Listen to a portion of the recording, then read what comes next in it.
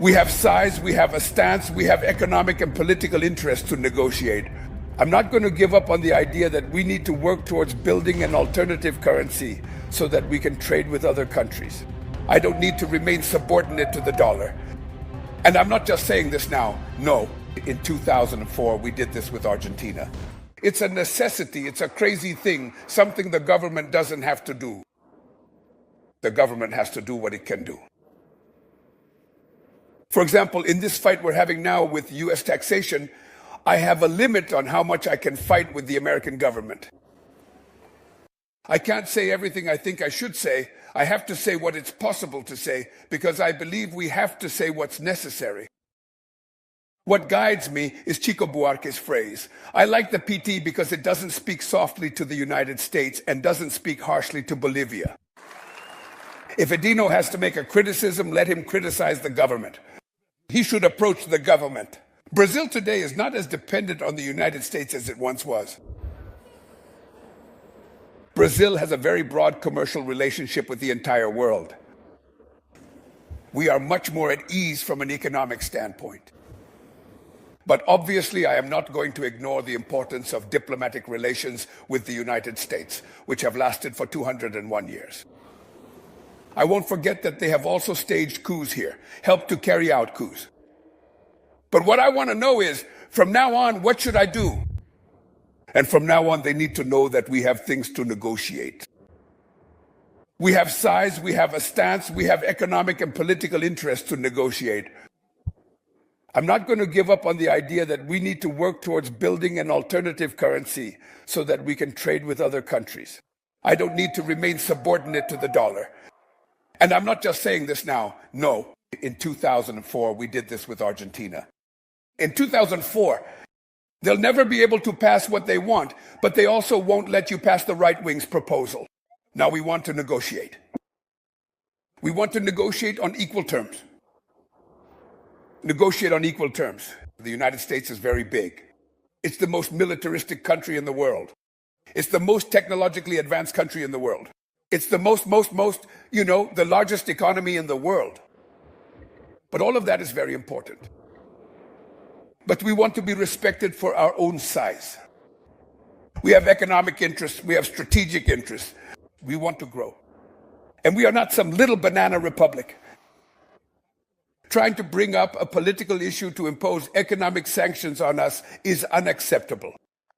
It's unacceptable. I think a president of the republic can impose whatever taxes they want. Here in Brazil, I take more care.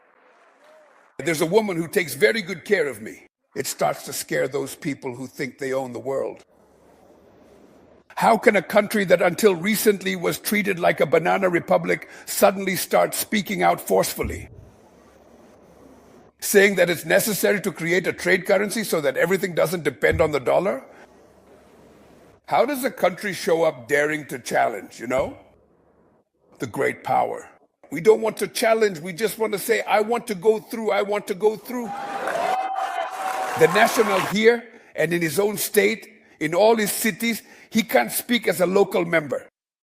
Every time he needs to take a position, it has to be the position of the national leadership. When did we raise our heads? When we brought politics into the debate. It's not public works. It's not public works that win elections. If public works won elections, Bolsonaro wouldn't have been elected because he never did anything. And he wouldn't have had the strength he had in the electoral process. Because you actually, in Brazil, you can't find anything he did. It was politics. It was the fight against the system. That he is part of the system. That before we arrived at the PT, someone had created this party. Someone had believed that we would not even be. It's the truth of a party. It's the truth of a party that could soon become a 4-time president of the Republic. Saying this right here. I'll just tell you one thing, Dinho. You may have called on me not to do something, to criticize the government. Our team. And I've told some comrades within the PT that for me to be a candidate, I have to be very honest and sincere with myself, right? For me to be a candidate, as we already know, I need to be 100% healthy. I would never decide to run for office and then have what happened to Biden happen to me. I would never deceive the party or the Brazilian people. Now, what I truly want to convey to you is this. When I confidently state that I am indeed 80 years old, yet remarkably possess the vibrant energy of a 30-year-old individual. Can you truly believe that? Today I genuinely feel much healthier, even more so than when I was 60 or even 65 years old.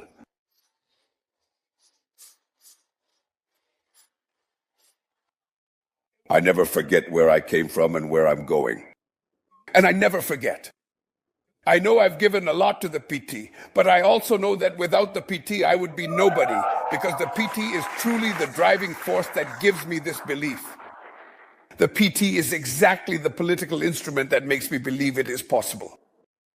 And it is thanks to your tenacity, thanks to the support of comrades from other leftist parties, thanks to the support of so many people in Brazilian society, that I believe we will never again allow someone from the extreme right with a fascist mindset and tendencies to govern this country.